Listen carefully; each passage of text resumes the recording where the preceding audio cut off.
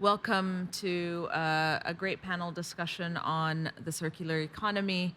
I will actually call on all of my fellow panelists to do quick introductions, 1-minute introductions of themselves, and then we'll kick off a conversation. And at the end of the conversation, we'll also have a small video that we'll be watching. So pass it on to my panelists. Hi, my name is Majed Qassimi.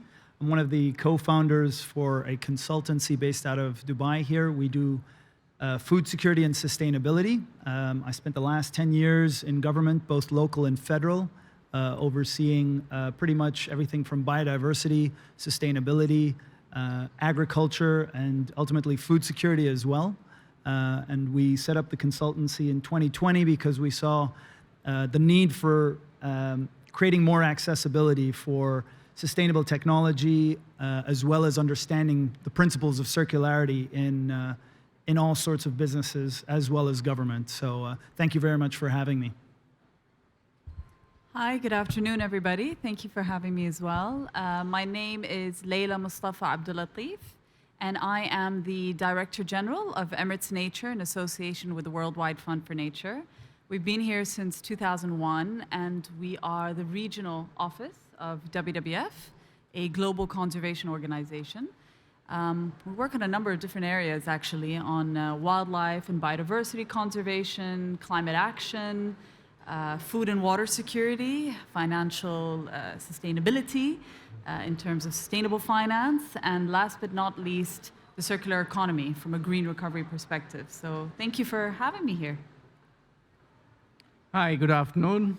Happy to be here with all of you. My name is Sanjiv Kakkar. I'm the CEO of the Unilever business here for the MENA region, and I also cover an extended region which includes Russia, Ukraine, as well as Turkey, etc. Unilever is, as you know, one of the top multinational FMCG companies globally. And we have a deep commitment to sustainability, and it's enshrined in our purpose, in our mission, and it's also a personal passion of mine. And so I'm really happy to be here to share some thoughts. Hi, good afternoon. I'm Kristin Seamans. I'm the Chief Sustainability Officer at General Motors, and I've been with the company for over 28 years. Most of my background's in product development, and recently transitioned to this role as we're working towards our mission of an all-electric future. Made some pretty bold commitments last year around our commitment to be carbon neutral by 2040 in our products and operations, and to eliminate tailpipe emissions from our light-duty vehicles by 2035. So happy to be here today and talk about this topic. All right, thank you, everyone. So I'm going to ask a question to all of you. This is the opening question, and then we'll play around with the order from here. So there was recently a policy approved around the circular economy, and this event marks the closure of phase 1 towards the implementation of the circular economy roadmap for the UAE. Considering the maturity level of the circular economy models in the country, can local companies scale reuse and recycle models, or should they focus on smaller scale pilots? I'm going to jump on that one. So the challenge when you're always talking about scaling, right? If you're going to be scaling anything, to continue doing pilots isn't really going to get you to where you want to go.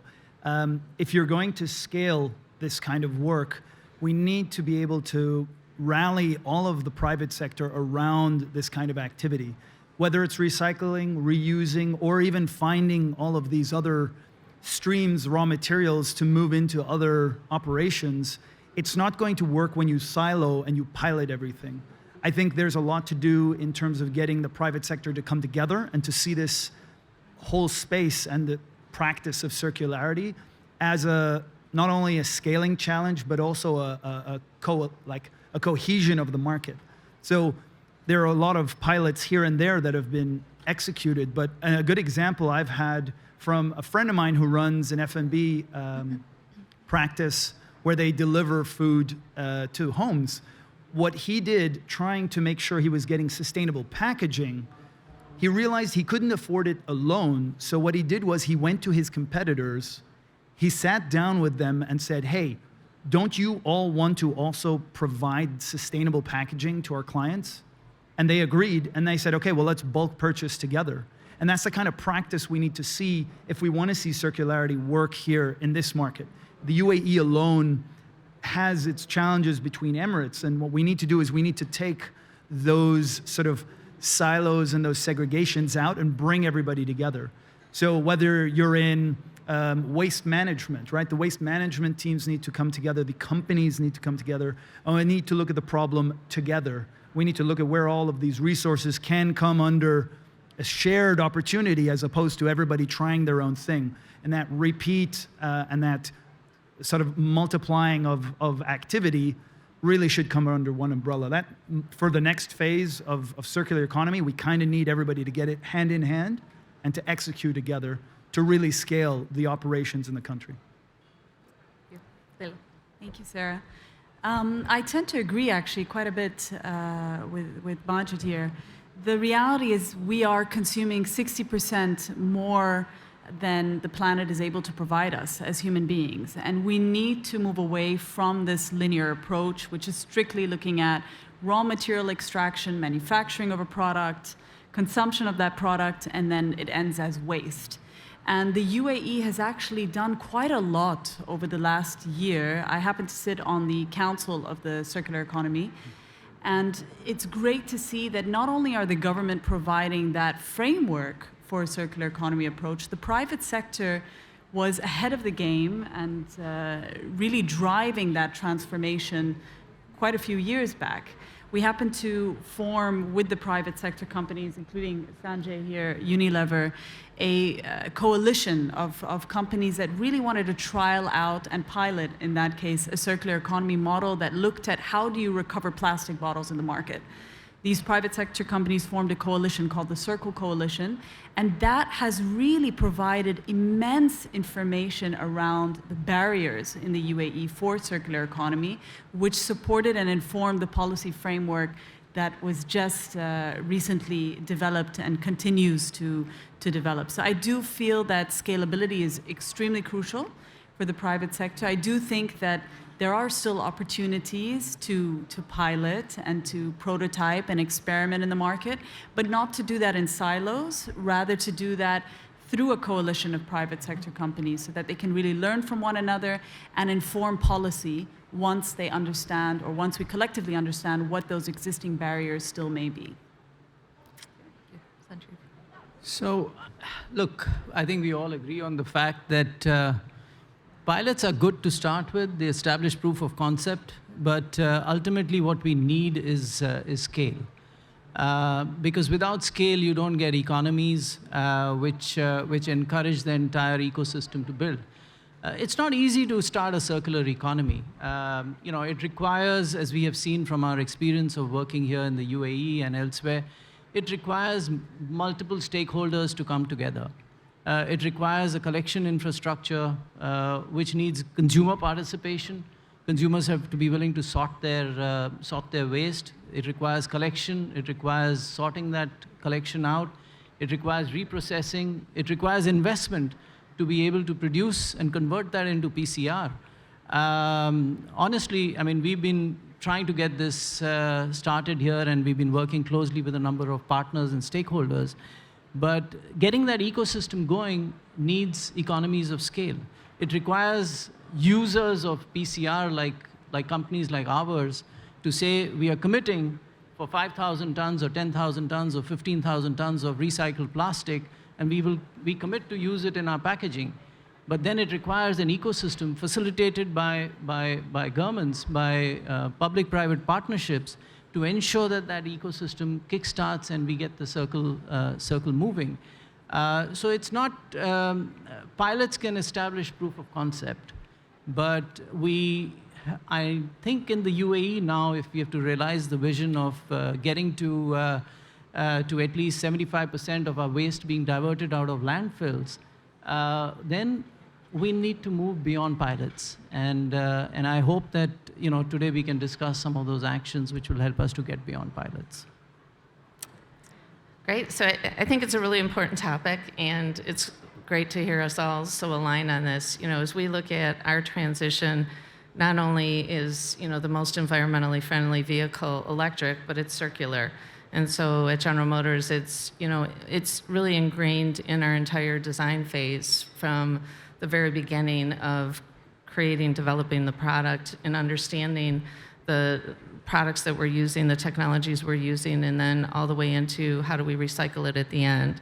You know, today our vehicles are over 85% of the product is recyclable. Our electric batteries, any one that comes back to GM has been recycled or reused. We've got commitments around our 90% waste being avoided from landfills. So there's a lot happening in the space here in the Middle East.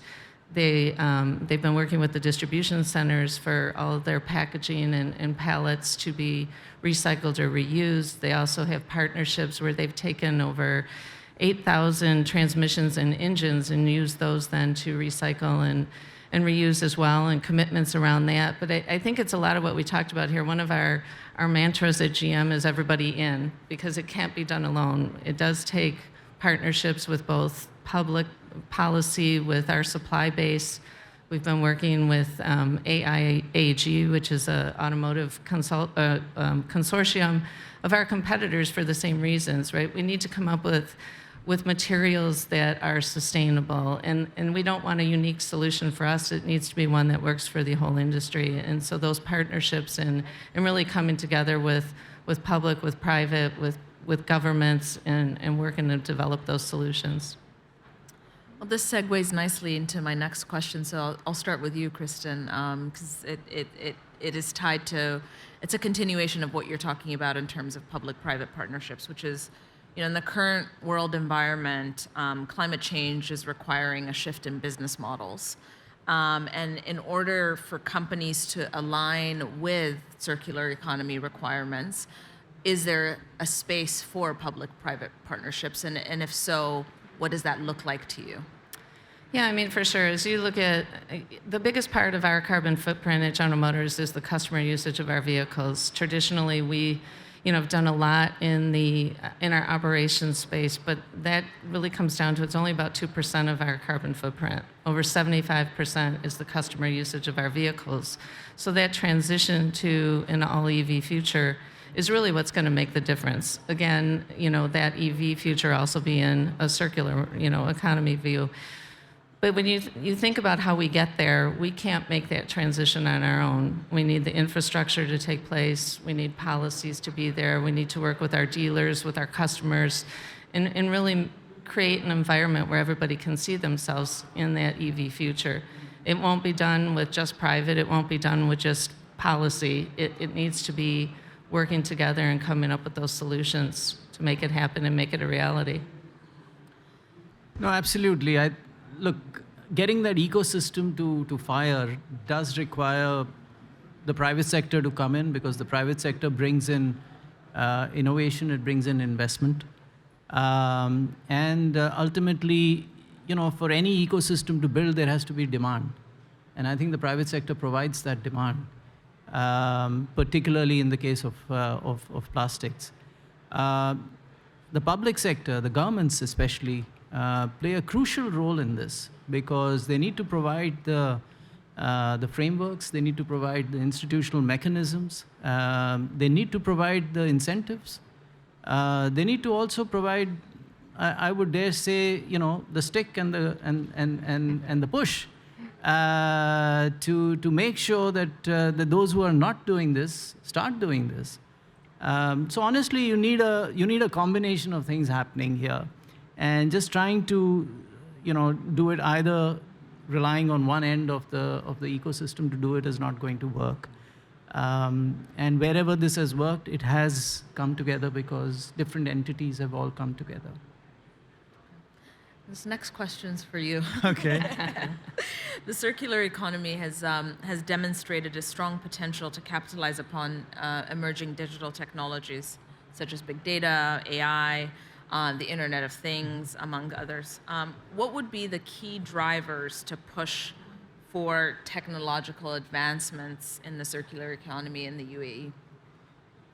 If you're looking for drivers, I think one thing, especially in this market and broader across the Middle East, North Africa, the challenge to get data in the first place really sits at the core of this. If you are capturing any data anywhere, have you got it categorized and usable in a way for the rest of the market? So we always say, we want to inform policy, and we also want to inform the private sector to be able to, find the gaps and solve for them. But typically, a lot of this data isn't available simply because we don't have mechanisms to capture it. We don't know how we're categorizing it so that it moves across other institutions. Here in the UAE, we are a federal government over local entities. That's 8 players already just in the public sector alone, regulating and putting in mechanisms for a market to then operate in. If the data around whatever sector you're talking about isn't captured uniformly throughout, you're going to have gaps, and then that cannot be actioned.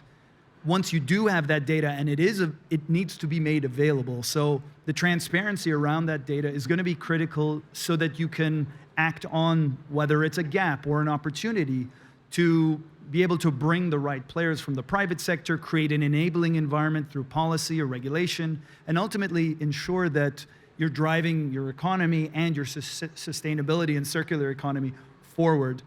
Once you've got to that, and it's quite a idealistic sort of scenario I'm talking about right now, you then start working out where the data can be leveraged through AI, through Internet of Things, to start creating efficiency through that decision making. So there's a few steps there to be able to get there. I do believe we're still at the first step. We still need to make sure that we capture data properly. We make sure that we have categorized it in a way that's usable by everybody, public sector as well as private. And ultimately, if that is then made available in an open data platform, that then it can be executed on. And then you can have very informed decisions and conversations between both public and private to say, okay, we have a gap here. Is the private sector ready to execute on this? If there's a need, that's when a PPP can come in and say, okay, we need to solve for this gap together and share the risk, share the reward, and ultimately drive the economy. Yeah, speaking of technological advancements, blockchain, crypto, NFTs, Laila, Dubai is currently holding the World Blockchain Summit, is hosting the summit, showcasing crypto, NFTs, and new technologies. How do you think Fintech is helping address the circular economy? Well, by no means am I an expert on fintech. However, I do think it has a very interesting role to play with regards to circular economy. If you look at fintech, blockchain, cryptocurrency, they all focus on transparency, around the data. It's all about enhancing accountability. Now, it is focused on financial transparency, yes, through the use of digital tags, but can you imagine if that went beyond? And instead of just providing transparency on the financial aspect, you provide transparency on the raw material process for your products. You provide the transparency on that wider supply chain. You provide transparency on the end of life cycle of your products. I think there's a very unique opportunity to replicate that across multiple industries. Now, of course, when you look at the Internet of Things, you're dealing with an industry that is known to be having quite a high carbon footprint. However, you do have an opportunity there as well, because although it contributes to around 3% of global carbon emissions, you have an opportunity to really transform how you're using that energy.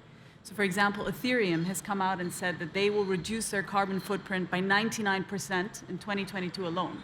And that's amazing, because there is that jump and that transformation within this particular industry towards environmental conservation, towards sustainability, and there's such a beautiful opportunity to integrate a stronger circular economy approach as well.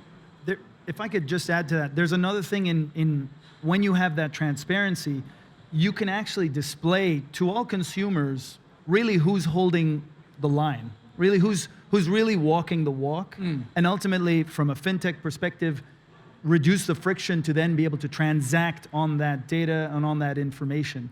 Where somebody wants to first verify the source of where something's coming from and how many times it's been reused, and ultimately transact on that. There are a lot of layers of solutions, but ultimately I think where it's very powerful for a circular economy is reduce friction, create transparency, and ultimately enable it more clearly. Yeah. And speaking of the consumer, Sanjiv, I mean, so much about the circular economy is about transformation, and it's ultimately about sort of change in behavior. Do you think that having and creating standards and policies can actually lead to changed behavior? What are your views on that? Yeah. No, absolutely. One of the challenges that we find as we try to bring in PCR into our packaging is it's not something that consumers still in many parts of the world and even over here see it as a primary driver for purchase. And that could be because they just don't feel enthused by the concept. But I think there is also underlying it a certain consumer fear that if they are buying something, especially food, or even their personal care items in bottles that are made with recycled plastic, is it hygienic? Is it something that that I would like to consume out of? And I think one of the ways by which this we can overcome this barrier is if we are able to put in place the right standards and framework, enshrined by let's say by the governments and the foods and drugs authorities in various countries, which would then give the consumers the reassurance that what they are buying is something which they can certainly consume out of without a challenge. So I think putting in place the right standards, putting in place the right frameworks, making sure consumers realize that this is something that is sanctioned and allowed by authorities will go a long way, in my view, in building acceptance for consuming out of PCR. Because companies like ours, I mean, we have a commitment that by 2025, we want to get to 100%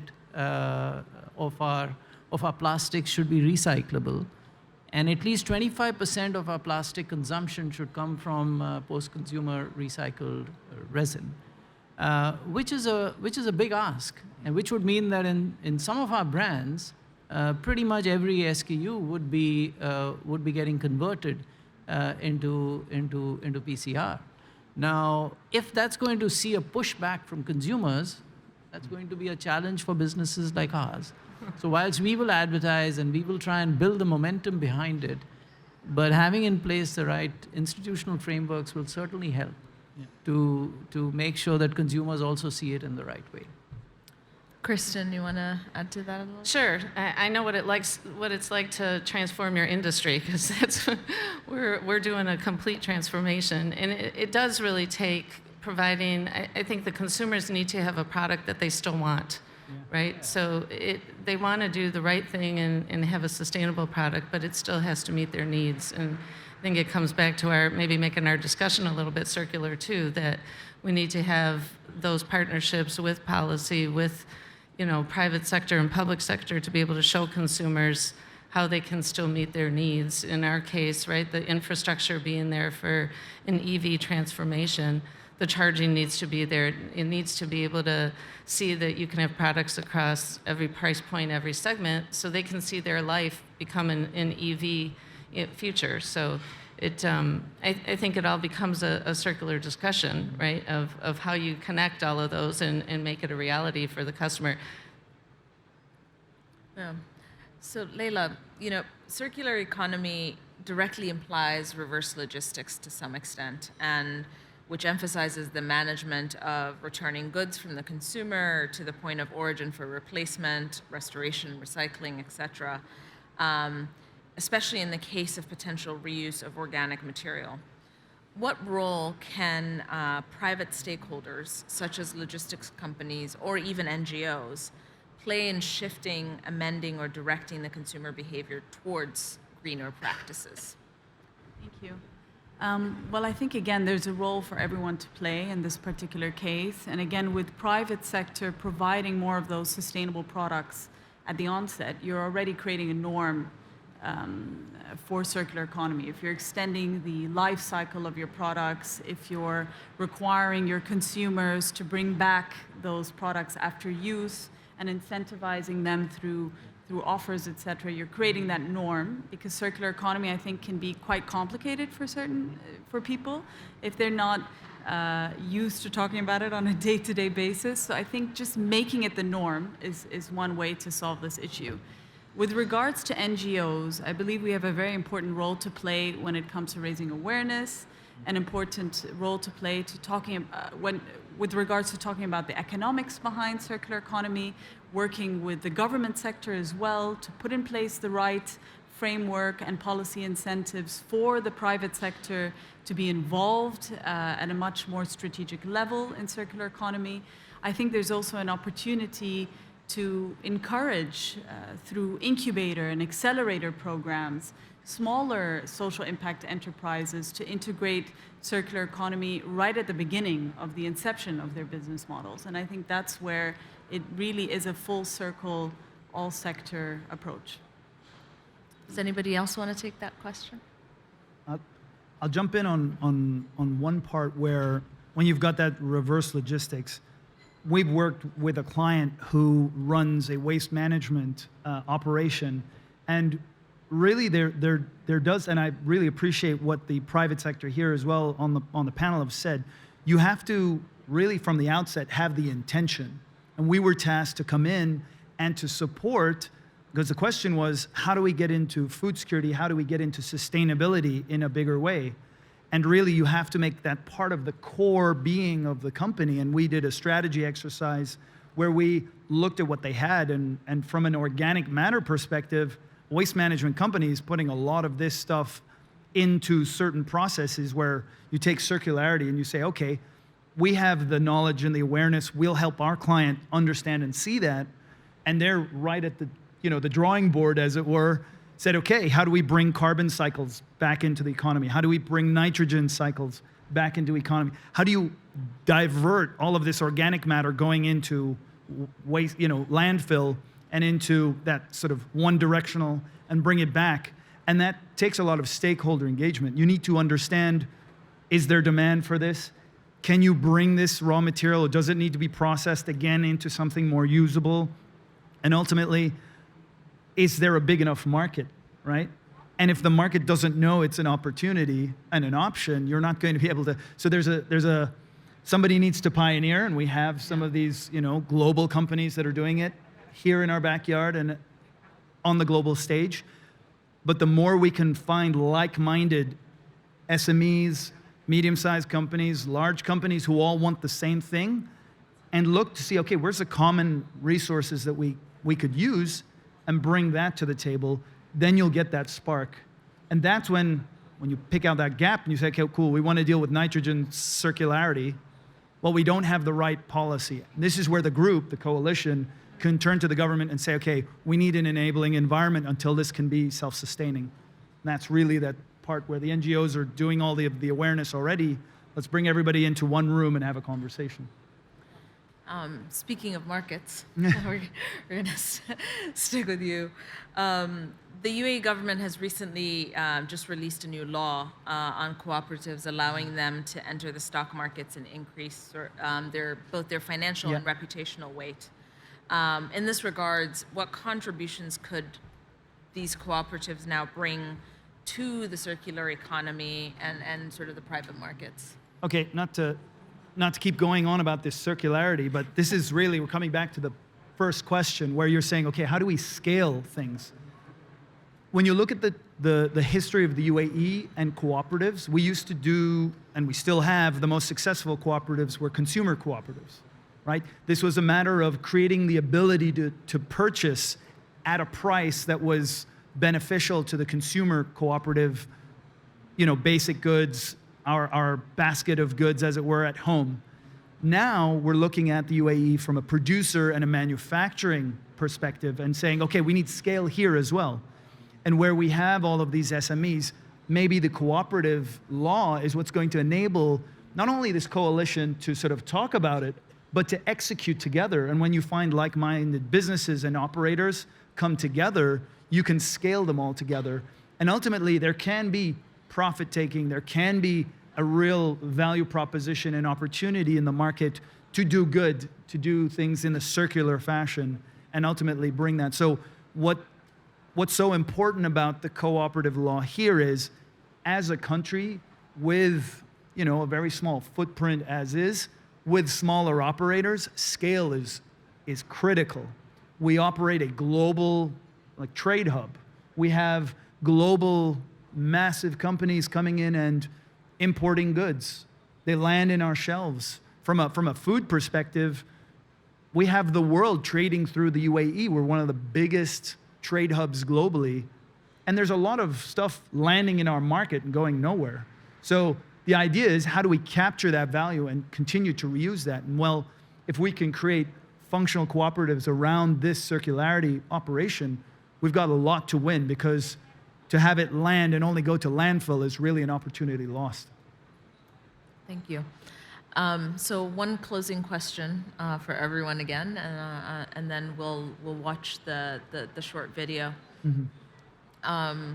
So definitions. I think when talking about terms like circular economy, sustainability, ESG, et cetera, I think being clear in definitions is actually quite important. And so I'm doing this in reverse, but I'm going to ask a simple question, which is, what is a circular economy to you? What does that mean? I've been hugging the mic, so I'm going You want me to start? over there. I mean, for us, the circular economy is understanding the entire life cycle of the product, the parts, the pieces, the usage of the product. It really is the entire life cycle. So it's thinking at the beginning of what products we're putting into the design. How do we design those, either materials that we don't want to use out? How do we, upfront, you talked about raw materials. We're doing things with our battery manufacturing, where we've partnered with a company, Lithium Cycle, to reuse the material scrap from battery cell production, which, is so precious as we make this transition. So it really is looking at every single stage. How do you design it out up front? How do you recycle what you use or reuse what you have, and make sure that that total cycle is comprehensive? For me, a circular economy is an ecosystem that satisfies consumer needs whilst protecting the environment. And actually, I would say that protects the environment whilst satisfying consumer needs. I would put protecting the environment first.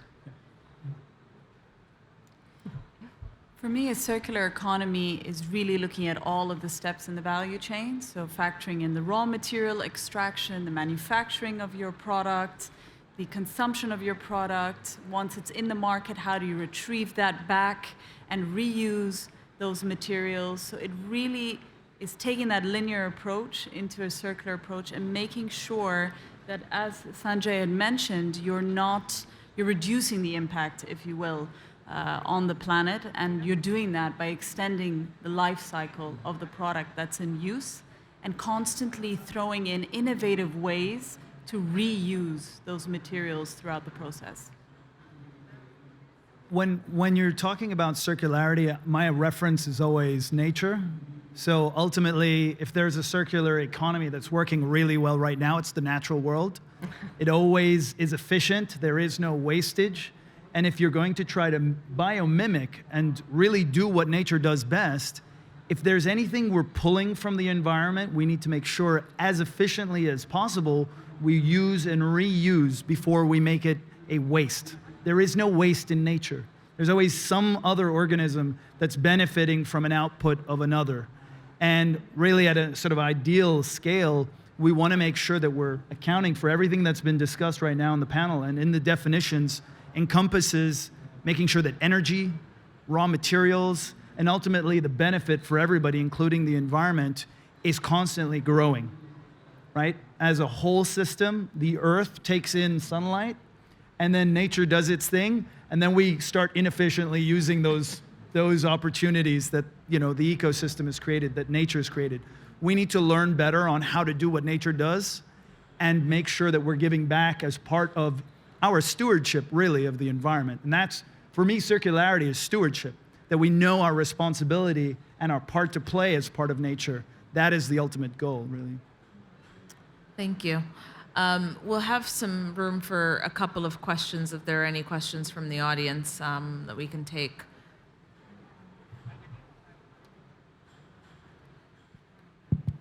Hi. Hi. I have a question actually for all of you, but more for the private sector. So what we understood is finally circular economy is a triangle. You have the public sector, private, and the consumer. So in all the initiatives that you are actually implementing to go towards circular economy, when it comes to consumer behavior, are you more into educating the consumer or influencing him towards what actually you're investing in? Because end of the day, you need certain profit, right?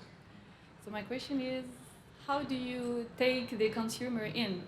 And finally, what are the bridges that we can have to complete the triangle? Thank you. Yeah, I mean, for us at General Motors, we always say we start with the customer. The customer is at the center of everything we do. So as we make this transition to an all-electric future, we need to make sure that the customer is considered. So it can't be just one segment of product. It can't be just one price point. We have to be able to provide a product that meets everyone's needs. And simultaneously, the customers need to be able to see themselves in an all-EV future. So we need to work with policy in governments to show that that infrastructure exists and that people, no matter what your situation is, if you're in a multi-dwelling housing situation or rural area, that you can still see that infrastructure and see yourself in an EV future. So it really does include all of it. But it has to start with the customer. If the product doesn't meet the customer's needs, we've failed that equation. Yeah, look, the consumer is a key part of that circular economy because in a way it all starts from them. They make the choice to buy.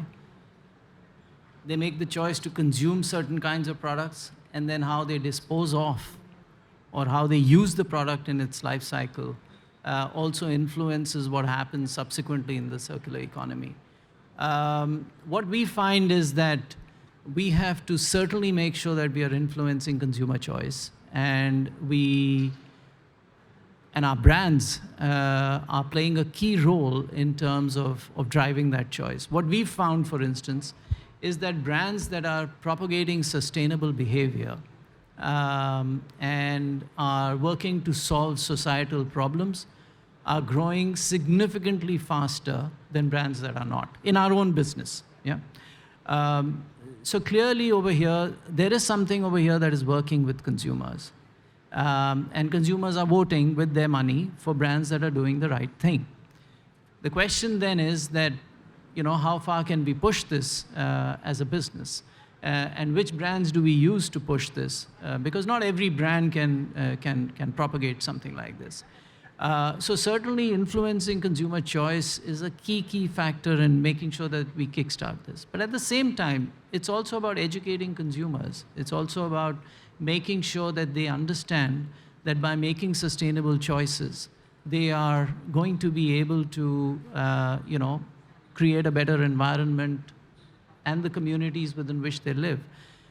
So it has to be tackled at many points. It has to be tackled through our brands. It has to be tackled through consumer education. But that is a key part of that whole cycle. And unless we do that, this virtuous cycle is not really going to kickstart. Yeah, it's not a question, but it's just to highlight one point. So you said you are thinking first of all about the environment, and thinking about the environment, we need to think about the regional approach. Because if we, for example, in UAE, we make a lot of efforts to avoid marine litter, to avoid plastic pollution, etc. And in other countries, you don't have the policies, the necessary policies to avoid that. So this country, we will be also impacted, exactly like climate change. So we need like an international, a global, let's say, like the plastic global commitment now, and like the new approach to establish new policies at a national level. Not a new one, but let's say, for example, to start with extended producer responsibility. You know, this approach, maybe for some private, is not a good approach. I know that because we are establishing these systems in some Arab countries, like in Tunisia, like in Jordan. When we talk with private, they say, okay, oh, no extended producer responsibility is like we will spend more and more money for nothing. So, which is in many countries, in European countries, for example, like that, this approach, this policy approach, prove that we can develop, let's say, a concrete, and we can develop, based on it, we can develop targets to achieve by the private sector, but all the stakeholders also. This is also a tool, also a circular economy instrument that can also reinforce transparency also between private companies. Private companies, some of them are doing some commitments, others not, which is not fair, which is not good. So we need, like we think about the system in global, we think a total, like a global approach that in which all the stakeholders, including the private sector, because I'm insisting on the private sector because prevent is the first, should come in the first level, must come in the first level. So prevent, then preparing for, like prevent, including reuse, etc., but then preparing for use, which is coming with the infrastructure, etc., which needs a lot of financing resources. Some countries can provide these financing resources, others not. That's why we need to think about a regional approach in which, like, the producer should have a big commitment, I think. Thank you. Thank you. Thank you to our panelists for your insights and for your education. Thank you. Thanks for having us.